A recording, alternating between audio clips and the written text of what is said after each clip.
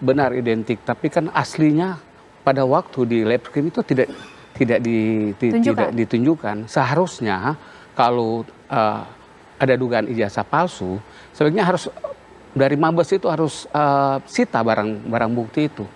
Kenapa jauh-jauh mereka ke Solo sita koran dan lain-lain? Sebenarnya objek permasalahan yang terjadi adalah masalah ijazah, ada dugaan ijazah palsu yang ada. Tapi sampai saat ini tidak pernah ditunjukkan oleh teman-teman dari Pak kuasa hukum dengan Pak Jokowi maupun Pak Jokowi sendiri yang tidak akan pernah.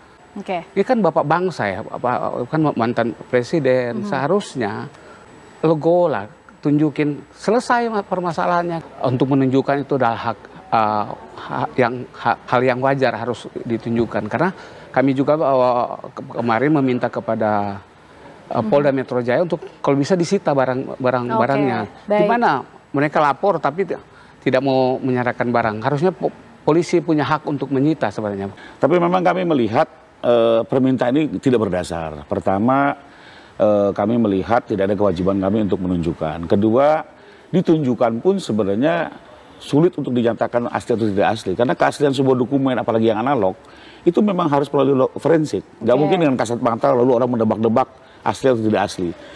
Bahkan semakin kesini semakin ketahuan gitu. Jadi harapannya ditunjukin, lalu difoto oleh mereka, dikaji lagi secara digital. Padahal lagi-lagi sesuatu yang analog tidak mungkin dikaji secara digital gitu.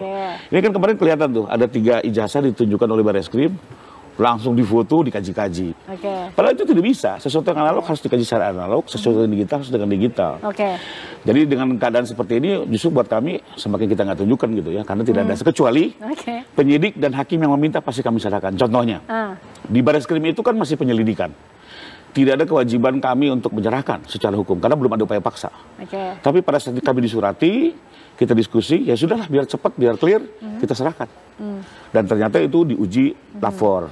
Lalu kemudian setelah Pak Jokowi diperiksa, ternyata dikembalikan langsung ke Pak Jokowi. Ya, itu kan berarti kan kebijakan dari pihak Barreskrim. Ya. Intinya mau disita pun silakan, buat kami nggak ada masalah. Bang Rifai ini sebagai kuasa hukum Jokowi, saya kan pernah mengatakan di sini, sebenarnya ini kalau posisinya ini udah menang 3-0. Nah, angka 3 itu ada maknanya. Nah, nanti saya jelaskan. Tapi yang pertama udah menang 3-0, kenapa?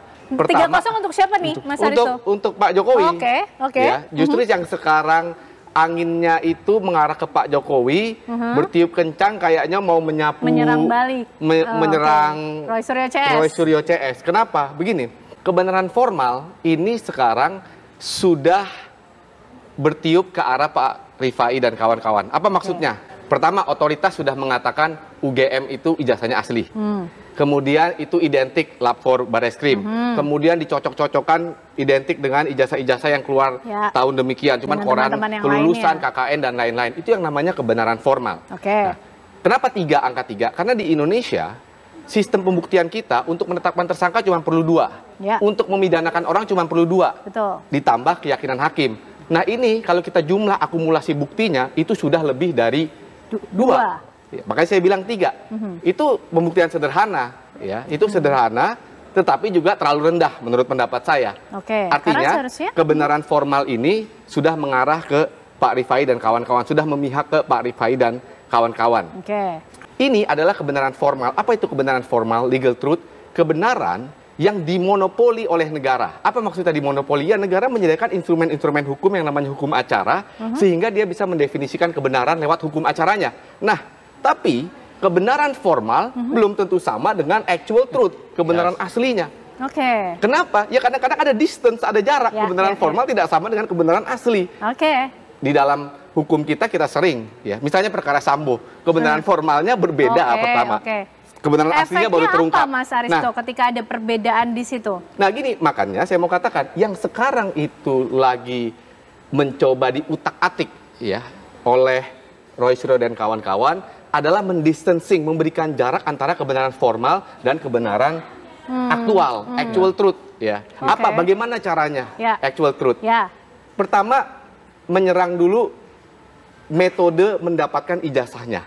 Soal skripsi. Skripsinya bener apa enggak sih? Misalnya ya, amit-amit nih, kalau klien Bang Jemi itu sampai jadi terdakwa ya, Saya kira tidak begitu, karena itu kan kata pengamat.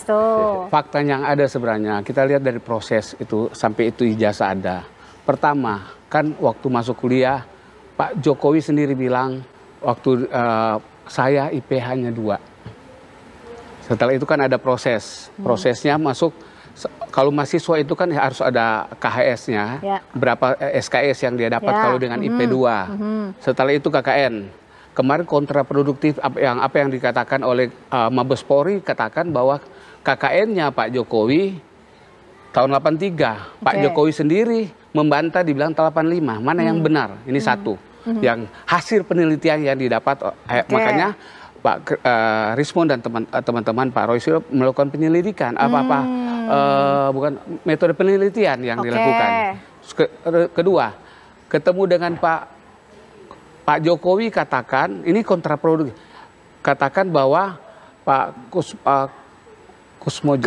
Kasmujo dosen pembimbing, baru 2 minggu kemudian dia ralat itu beda lagi jawabnya adalah dosen akademik, dosen pembimbing akademik. Dan kemarin dari hasil datang ke Jogja kemarin, bahwa Pak Kusmojo katakan bahwa saya bukan dosen pembimbing skripsi dan bukan akademik. Fakta-fakta di lapangan ini sangat bertentangan sekali. Ijazah juga masalah ada dari kader PSI mengatakan bahwa coba Anda forensiknya bawa ini fotonya. Ternyata setelah dapat di kampung yang lain. Jokowi bilang di kampung lain beda dengan apa yang oleh kader PSI itu. Jadi banyak hal-hal yang untuk mendapat kenapa sampai saat ini kami masih patut diduga ijazah Jokowi adalah palsu, karena itu prosesnya itu kan nggak mungkin harus dilewati. Ujian skripsi dulu kan baru ijazah. Jadi kurang sepakat kalau 3-0 lah ya. Kita bilang apa? Seri atau justru lebih 3-0-nya untuk Roy Suryo CS? Untuk Roy Suryo CS. Jadi yang harus dibedakan itu adalah ijazah palsu dengan ijazah yang tidak memenuhi syarat. Ini 2 hal berbeda. Kalau palsu itu jelas-jelas dipalsukan, dan sebenarnya ini sudah dipatahkan dengan statement dari penerbit UGM. Dan ini sebenarnya sesuai dengan kaidah hukum. Undang-undang Sisdiknas, Permendikbud maupun putusan-putusan MK berkaidah bahwa untuk menguji apakah seseorang itu alumni mana, tanyakan kepala satuan pendidikannya. Jadi penerbit UGM, itu udah kaidah hukum, berulang-ulang di MK. Nah, kalau yang dibahas oleh teman-teman ini seolah-olah ijazah ini tidak memenuhi syarat. Ini persoalan yang lain. Skripsinya lah, gitu ya, desanya, itu tidak serta-merta menjadi palsu. Ya, itu hanya menjadi persoalan apakah ini layak diterbitkan. Nah, itu sebenarnya itu bukan konteks pidana, itu konteks petun. Ya. Tapi kembali lagi ya, kami menghargai apa upaya yang dilakukan, sekalipun kalau kami lihat sih temuan-temuan ini serpihan-serpihan yang belum teruji. Contoh, Pak Kasmujo lagi sakit gigi, didatangin di rumahnya, orang rame-rame, orang bingung gitu ya. Mungkin dia bilang enggak, biar pergi. Apakah dia pembimbing akademik atau tidak? Ya gampang. Kita lihat UGM, lihat datanya, lihat KRS yang tanda tangan siapa. Lalu orang itu memberi keterangan ya bukan depan rumah dong, di dalam persidangan, atau paling tidak dalam BAP. Itu yang jadi rujukan. Soal ke desa, saya ikuti juga. Pak Rismon datang ke sana, atau beberapa datang ke sana, mereka mengakui loh di tahun 80-an itu ada yang KKN dari UNS dan dari UGM. Artinya memang ada. Tapi yang dipersoalkan kan adalah tidak ada suratnya di kecamatan yang notabene 40 tahun yang lalu. Saya pikir sama siapa menyimpan surat 40 tahun yang lalu permohonan orang melakukan KKN gitu ya. Jadi saya pikir ya sebagai bagian itu untuk mengupayakan, tapi saya lihat ini masih circumstance evidence yang tidak bisa mematahkan dari evidence yang ada di bawah. Perkataan oleh Pak Jokowi itu berubah-berubah gitu. Itu yang masih ingin terus dikejar oleh teman-teman Roy Suryo makanya CS. Roy Suryo CS itu melakukan penelitian terus gitu. Nah, kemarin sampai bisa membuktikan bahwa itu adalah ada dugaan ijazahnya ada palsu. Ijazahnya palsu. Sampai ada dugaan ijazahnya palsu. Definisi palsu itu apa? Tadi definisi palsu itu apa? Apakah mestinya palsu yang dimaksud oleh Roy Suryo CS itu seperti apa? Ya, makanya kan ada sampai saat ini kan dari Mabes kan hanya baru bilang identik. Gitu, belum asli. Apalagi sekarang ada muncul di ijazah pramuka lagi sekarang. Ya maksudnya palsu itu mestinya dia nggak pernah kuliah tapi dikasih ijazah, Atau dia kuliah tapi metode mendapatkan ijazahnya misalnya skripsinya bodong, nggak pernah masuk. Yang mana? Apa semuanya mau dikejar? Semua dikejar. Laporan pidana yang diajukan oleh Pak Jokowi untuk berjalan, dan tujuan beliau bukan untuk mempidanakan. Dia hanya ingin pertama mengembalikan kehormatan dan nama baiknya. Lalu kedua dia ingin kepastian bahwa ijazah ini sah. Ya, karena kembali lagi itu akan menjadi pertimbangan di perkara di Polda yang mungkin nanti akan disidangkan di Jakarta juga. Nah, yang dimaksud pikir itu adalah nanti akan lebih hidup lagi mungkin pada saat di persidangan. Karena di persidangan ini forumnya jelas, terbuka, ya. Teman-teman TPU bisa juga mengajukan tadi serpihan-serpihan pertanyaan atau fakta-fakta yang diperoleh. Dan itu nanti dikaji juga oleh hakim secara berimbang, secara menyeluruh gitu ya. Ya kita lihatlah seperti di kasus Kopi Jessica, di kasus Vidya Cirebon itu kan terjadi perdebatan dalam persidangan. Tapi biarlah di situ nanti forumnya. Karena kalau kayak begini kan nanti lama-lama terakhir by the press juga gitu ya. Terus kedua tidak pengarahnya nggak jelas. Tapi mau dibawa kemananya nggak jelas. Kalau Pak Jokowi hanya menginginkan perkara yang lanjut, maksudnya membedakan ini, bukan itu targetnya. Targetnya adalah satu, kehormatan dan nama baiknya dipulihkan. Ya. Karena dia sedunia loh Mbak. Berarti kemana-mana. Apa kita nggak malu bangsa Indonesia gitu ya. Seolah punya presiden seperti itu gitu ya. Indonesia. Sementara Pak Jokowi sangat meyakini itu tidak benar. Dia bilang, Mas saya yang kuliah. Saya yang 5 tahun kuliah, saya terima itu jasa dari kampus. Saya nggak terima gitu loh. Ini mumpung saya sudah jadi warga negara biasa, apa mungkin ini diupayakan? Karena menurut kami ini pas lah ya. Pendidikan politik juga. Jadi pada saat jadi warga negara biasa, dia upayakan ini. Dia datang sendiri ke Polda ya, seperti Pak SBY waktu itu ya. Nah, bahwa nanti ini ada konsekuensi pidana itu mungkin kan lebih kepada hakim yang memberikan keputusannya. Tapi target kami adalah 2 hal tadi. Ya. Kembalinya nama baik, lalu kedua ijazah ini clean and clear. Supaya kasusnya terang benderang, ya saya minta untuk apa yang dijanjikan Kapolri untuk menggelar perkara di Mabes itu segera dilakukan. Gelar perkara khusus yang sempat diminta itu. Kan Kapolri akan memberikan yang independen untuk menghadirkan untuk supaya membuktikan bahwa itu ijazah palsu atau tidak. Dan kedua kami minta juga laporan yang di ini sambil menunggu itu kalau bisa dihentikan.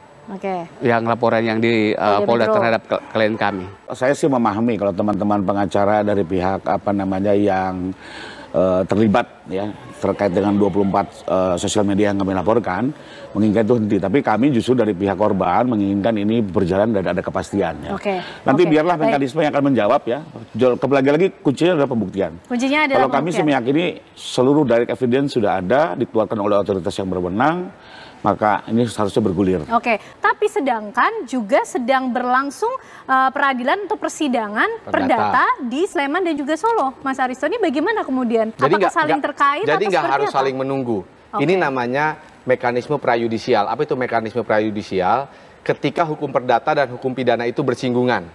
Ada yang harus menunggu, ada yang terserah hakim mau nunggu apa enggak.